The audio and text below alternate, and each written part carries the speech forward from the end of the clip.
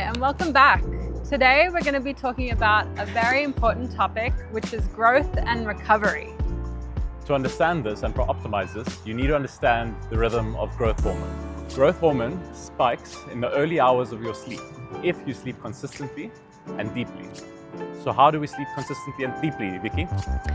Well, it's all about regularity. So you may have heard that you should be exercising regularly, like often, but actually it's really important that we also do it at the same time every day. And this includes both exercise, but also exposure to light, meals, etc. Like we've been saying the entire time in all these videos, but it also applies to muscle growth and recovery.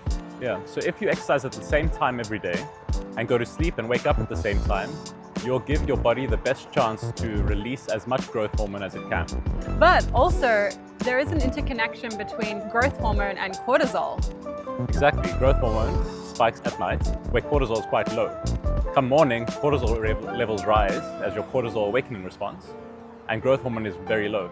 This allows your body to alternate between energy mobilization stage and then energy storage and building stages.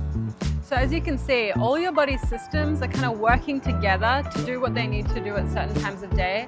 And that's why the circadian rhythm is so important. You're trying to optimize each phase of your body's day so that it can do what it needs to do at that time the best it can possibly do it. That's it. Just let your body know what time it is by getting sunlight.